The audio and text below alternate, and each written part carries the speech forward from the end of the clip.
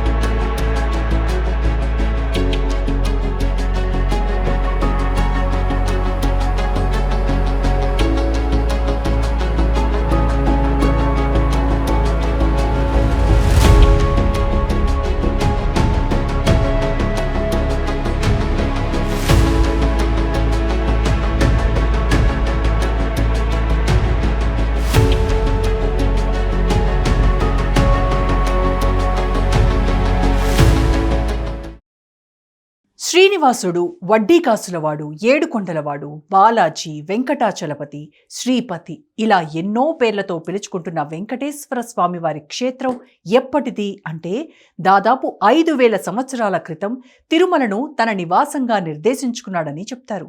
లక్ష్మీపతి తిరుమల తన నివాస స్థలంగా ఎంచుకున్నాడంటారు. చాలా కాలం క్రితం తిరుమల కొండల్లో కొలువైంది వెంకటేశ్వర స్వామి కాదు అనే వివాదాలు చెలరేగాయి. ఎంతోమంది పండితులు, తార్కికుల మధ్య చర్చలు నడిచాయి. 16.5 ఎకరాల విస్తీర్ణంలో విస్తరించిన తిరుమల కొండపై ఇలాంటి ఎన్నో మిస్టరీలు దాగున్నాయి.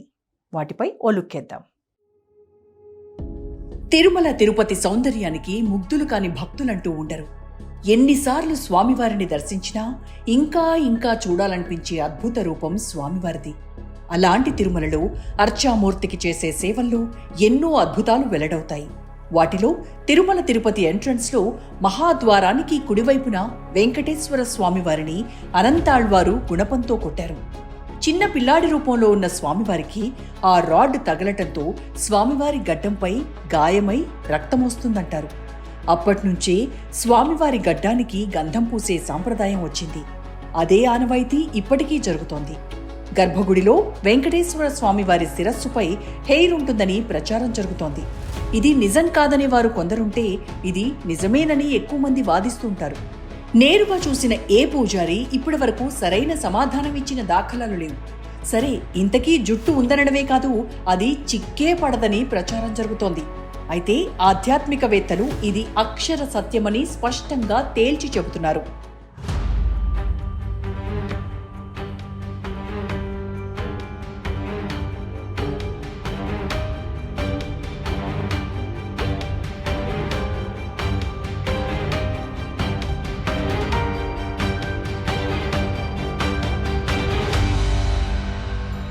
ఆపదముక్కులవాడి క్షేత్రం నుండి దాదాపు 23 కిలోమీటర్ల దూరంలో ఒక గ్రామం ఉందంటారు. ఆ గ్రామస్తులకు తప్ప అక్కడ ఇతరులకు ఎలాంటి ప్రవేశం లేదని చెప్తారు. ఎందుకంటే ఆ గ్రామస్తులు చాలా పద్ధతిగా నియమనిష్టలతో ఉంటారని చెప్తారు. అక్కడి స్త్రీలు పై వస్త్రాన్ని వాడరని సోషల్ మీడియా వేదికగా ప్రచారం చేస్తున్నారు. ఆ గ్రామంలో ఉన్న తోట నుండే స్వామివారికి వాడే పూలు తెస్తారు. గర్భగుడిలో ఉండే ప్రతీదీ ఆ గ్రామం నుండే వస్తుంది. భక్తుల ఆర్తిని పోగొట్టే శ్రీవారికి పాలు, నెయ్యి, పూలు, వెన్న అన్నీ ఆ గ్రామం నుండే వస్తాయంటారు. ఈ ప్రచారాలు ఇలా ఉంటే వాస్తవానికి శ్రీవారి అలంకారానికి వాడే పూలు వివిధ రాష్ట్రాల నుండి తెప్పిస్తారు.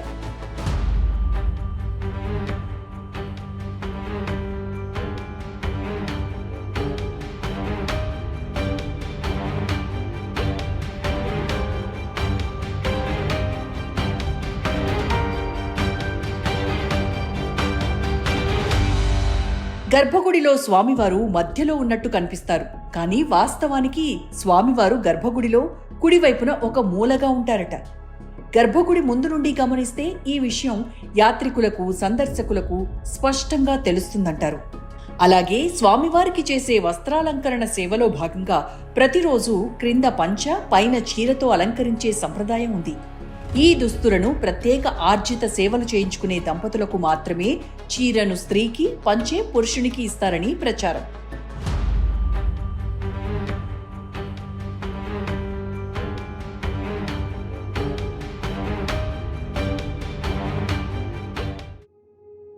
గర్భగుడిలో స్వామివారి అలంకరణకు ఉపయోగించే పూలను అసలు బయటకు తీసుకురారంట. స్వామివారి దివ్యమంగళమూర్తికి వెనక భాగాన ఒక పెద్ద జలపాతం ఉందంటారు. ఆ జలపాతంలో ఈ పూలను వెనక్కి తిరిగి చూడకుండా విసిరేస్తారంట. అయితే స్వామివారికి వాడిన ఆ పూలన్నీ 20 కిలోమీటర్ల దూరంలో కాళహస్తికి వెళ్లే దారిలో ఉన్న వేర్పేడు దగ్గర ఒక కొలనులో బయటకు తేల్తాయని చెప్తారు. అయితే స్వామివారికి వాడిన పూలను టీటీడీ అగరబత్తీల తయారీకి ఈ పూలను ఉపయోగిస్తున్నారు. స్వామివారి సేవకు వాడిన పూలన్నీ గోశాలకు చేరతాయి. అక్కడ వాటిని 7 రకాల అగరబత్తీలుగా తయారు చేస్తారు. వీటిని లడ్డూ ప్రసాదం అమ్మే కౌంటర్లో విక్రయిస్తారు. కాబట్టి వాస్తవానికి దూరంగా ఉండే అసత్య ప్రచారాలని విశ్వసించకూడదని ఆధ్యాత్మిక విశ్లేషకులు చెబుతున్నారు.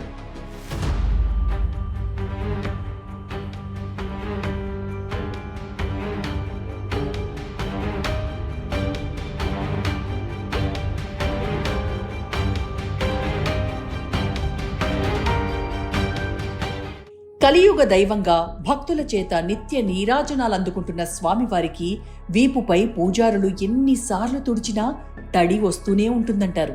అలాగే అదే ప్రదేశంలో చెవి పెట్టి వింటే తీవ్రమైన సముద్రపు అలల ఘోషల శబ్దం వినిపిస్తుందనే వాదన ప్రచారంలో ఉంది. వైకుంఠవల్లి స్వామివారి గుండె మీద ఆసీనురాలై ఉంటుందంటారు. ఈ నేపథ్యంలో ప్రతి గురువారం నిజరూప దర్శనం సమయంలో అర్చామూర్తి హృదయంపై చందనంతో సన్మంగళ భరితంగా అలంకరిస్తారు. అయితే అది తీసేటప్పుడు అచ్చు లక్ష్మీదేవి రూపంలోనే కనిపిస్తుంది. ఇది స్వామివారి మహిమగా చెప్తారు. అదేవిధంగా స్వామివారి ముందర వెలిగే దీపాలు 1000 ఏళ్ల నుండి కొండెక్కవు. అవి ఎన్ని వేల సంవత్సరాల నుండి వెలుగుతున్నాయో ఇప్పటి వరకు ఎవ్వరికీ తెలియదు. అయితే స్వామివారికి పూజలు జరగడం ప్రారంభమై దాదాపు 5000 ఏళ్లవుతుందని తిరుమల చరిత్ర ద్వారా తెలుస్తోంది.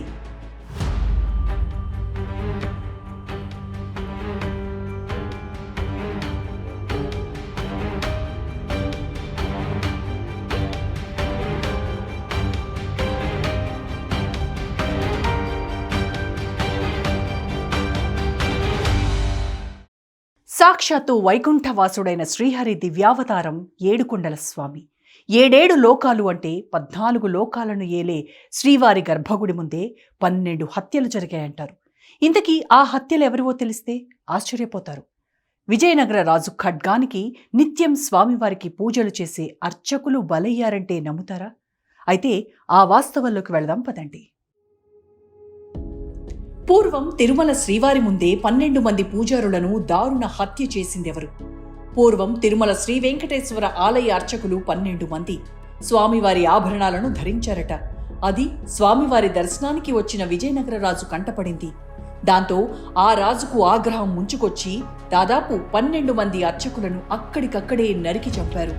దీంతో తిరుమల తిరుపతి క్షేత్రాన్ని 12 ఏళ్ల పాటు మూసేశారని ప్రతీతి.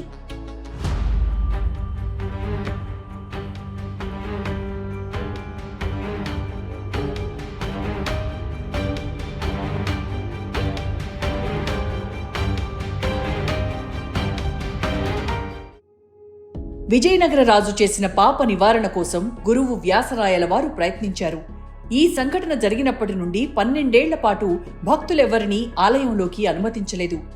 వ్యాసరాయల వారు గర్భగుడిలో ప్రవేశించి పాప నివృత్తి అయ్యేందుకు కఠోర దీక్షతో పూజలు నిర్వహించారని చారిత్రక ఆధారాల వలన తెలుస్తోంది. ఆ 12 ఏళ్ల కాలంలో భక్తులకు గర్భగుడిలో ఉన్న మూల విరాట్ను దర్శించుకునే భాగ్యం కలగలేదు. కానీ అందుకు ప్రత్యామ్నాయంగా ఆనంద నిలయ విమానం మొదటి అంతస్తులో స్వామివారి విగ్రహాన్ని వ్యాసరాయల వారు ప్రతిష్ఠించారు. వారు ప్రతిష్ఠించిన వెంకటేశ్వర స్వామివారి విగ్రహం ఉత్తర వాయువ్యంలో దివ్యంగా దర్శనమిస్తుంది. అప్పుడు ప్రతిష్ఠించిన స్వామివారి విగ్రహమే విమాన వెంకటేశ్వర స్వామిగా ప్రసిద్ధి చెందాడు. అప్పుడు స్వామివారికి బదులుగా ప్రతిష్ఠించిన విమాన వెంకటేశ్వర స్వామిని ఇప్పటికీ భక్తి శ్రద్ధలతో దర్శించుకోవడం ఒక ఆనవాయితీగా వస్తోంది.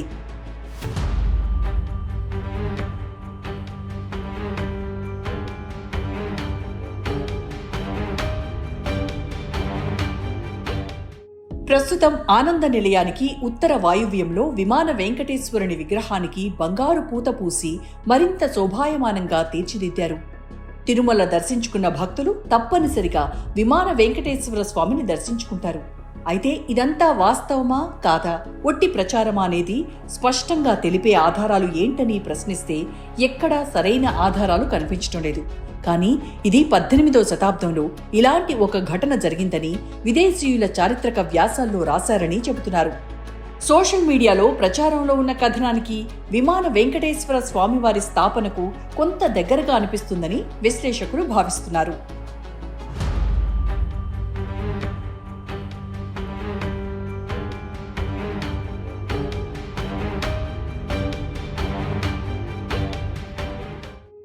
తిరుమల తిరుపతిపై ఇలాంటి ప్రచారం జరుగుతుండటంతో అర్చకులు విచారం వ్యక్తం చేస్తున్నారని తెలుస్తోంది. అసలు విషయం తెలియాలంటే బ్రిటిష్ ప్రభుత్వ కాలంలో 31/7/1801 సంవత్సరంలో ఈస్ట్ ఇండియా కంపెనీ వారి కైంకర్య పట్టీలను చూస్తే అందరికీ అర్థమవుతుందని అర్చకులు చెబుతున్నారు. అయితే అర్చకుల వాదన కన్నా విమాన వెంకటేశ్వర స్వామి చరిత్ర గురించే ప్రజల్లోకి ఎక్కువగా వెళ్తోంది.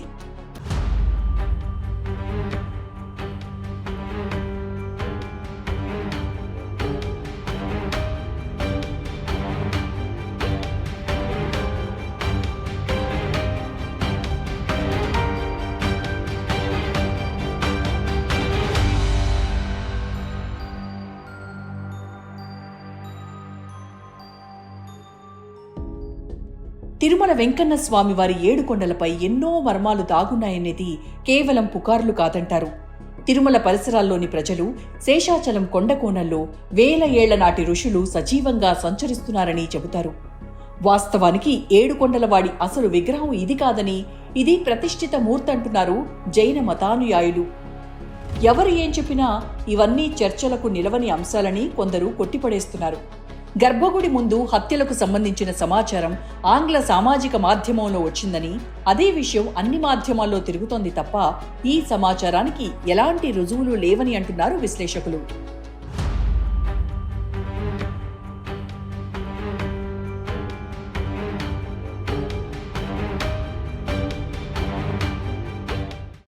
దేశంలోని చిన్న చిన్న రాజ్యాలను ఒకచోట చేర్చి వాటిని ఒకే పెద్ద సామ్రాజ్యంగా విస్తరించిన ఘనత చంద్రగుప్త మౌర్యుడిది. సుమారు 23 సంవత్సరాల విజయవంతమైన పాలన తర్వాత చంద్రగుప్త మౌర్యుడు ప్రాపంచిక ఆనందాలన్నింటినీ వదిలి తనను తాను జైన సన్యాసిగా మార్చుకున్నాడు.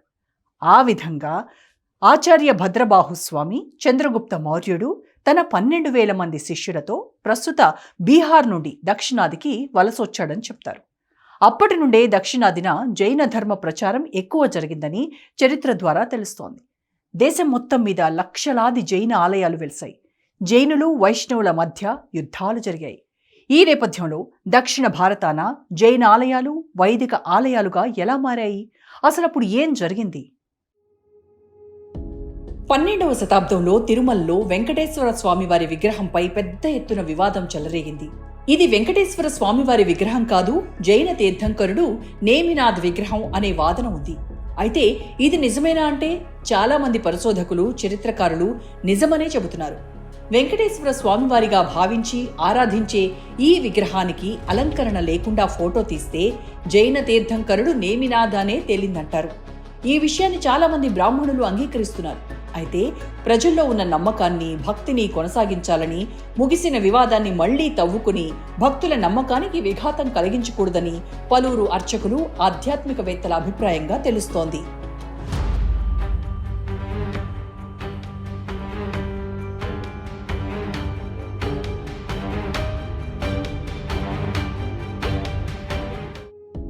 పురావస్తు శాస్త్రవేత్తలు, నిజాయితీ గల చరిత్రకారులు దీనిని జైన దేవాలయం అని నిరూపించారు. ఇది నిజంగా ద్రావిడ ఆలయం. దీనిని పురావస్తు శాఖ జైన దేవాలయంగా నిర్ధారించింది. చాలామంది బ్రాహ్మణులు మౌనంగా అంగీకరిస్తున్నారు. శ్రీ రామానుజం, ఆదిశంకరాచార్యులు జైన దేవాలయాలను మార్చారని అవతార్ తత్వశాస్త్రం ద్వారా తెలుస్తోంది. దీంతో పాటు వేలాది ఇతర ద్రావిడ జైన దేవాలయాలను వైష్ణవ ఆలయాలుగా మార్చారంటున్నారు. ఇప్పటి వరకు ఏ చరిత్రకారుడు కూడా వెంకటేశ్వరుడు అనే పేరుతో ఒక దేవుడు ఉన్నాడని చెప్పలేదంటారు పరిశోధకులు. భారతదేశంలోని దక్షిణ భాగంలో ఉన్న ఏదైనా పాత ఆలయం మొదట జైన దేవాలయమేనని, అయితే దాని పేరును మార్చుండవచ్చనే అభిప్రాయం పరిశోధకులు స్పష్టం చేస్తున్నారు.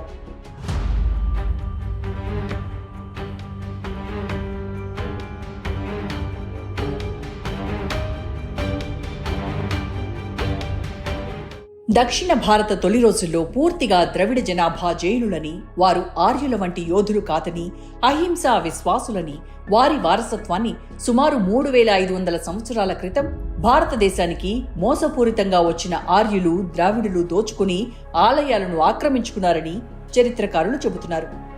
తిరుపతి బాలాజీ ఆలయం అందరి భక్తులకు చెందిన అద్భుతమైన ఆలయమే. అయితే రాముడు, కృష్ణుడు, హనుమంతుడు, గణేశుడు తదితర హిందూ దేవతల ముఖాలు కనిపించినట్టే వెంకటేశ్వర స్వామి వారి మూల విరాట్ నిజరూప దర్శనం ఎందుకు చేయరు అని జైన, బౌద్ధ మత సంప్రదాయవాదులు ప్రశ్నిస్తున్నారు. ఎందుకంటే అలా చేస్తే నిజాలను దాచిపెట్టి శ్రీవారి విగ్రహం అని చెబుతున్న వారి మాటలు అబద్ధాలని తేలిపోతుందనే వారి వాదన.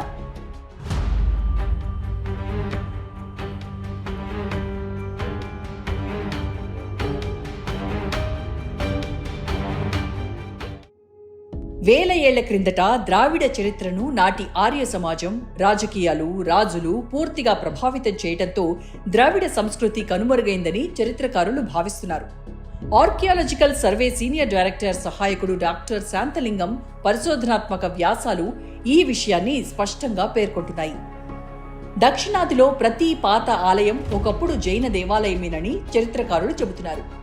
ఆర్యులు దాదాపు 1000 ప్రసిద్ధ ఆలయాలను మార్చారంటారు. వాటిలో 100 కంటే ఎక్కువ ఆలయాలు కేవలం కంచిలోనే ఉన్నాయనేది వారి వాదనగా వినిపిస్తోంది. గతంలో కంచి మఠానికి చెందిన శ్రీ జయేంద్ర సరస్వతి స్వామి తిరుపతిని సందర్శించి ఇది వైష్ణవ ఆలయం కాదని పేర్కొన్నాడు.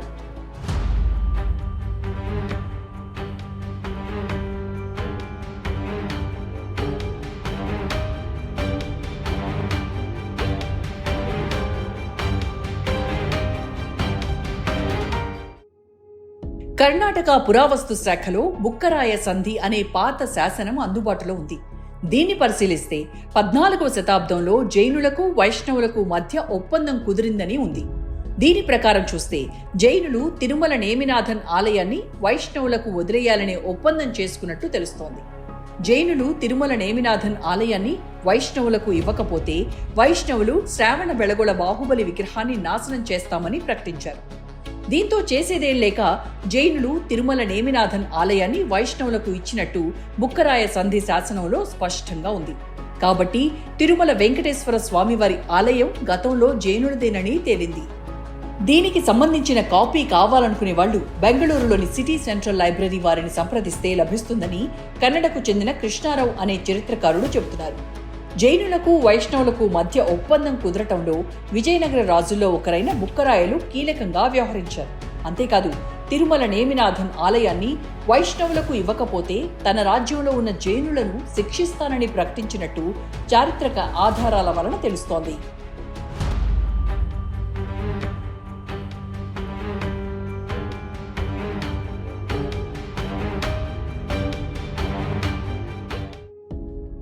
జైన సాహిత్యాన్ని పరిశీలిస్తే చంద్రగుప్త మౌర్యుడు జైనరాజు, ద్రవిడ జనాభా అంతా జైనులే.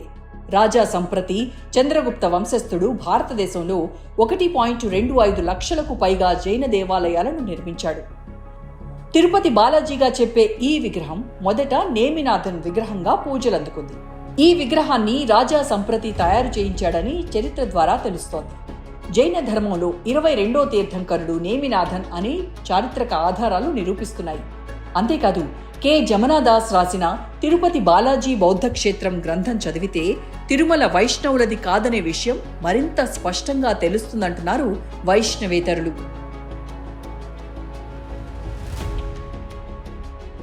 తిరుపతి వెంకటేశ్వర స్వామి విగ్రహం పైన స్త్రీ ఆకారంలో ఉంటుందనే వాదన ఉంది. అందుకే శ్రీవారికి పైన చీర కడతారు, కింద పంచె కడతారు.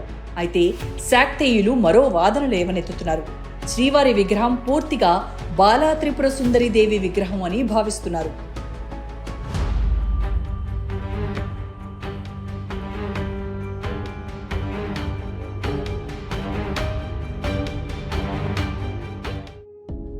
మన దేశం ఉనికిలో ఉన్న 2 సంస్కృతులు జైనం, వైదికం మాత్రమే.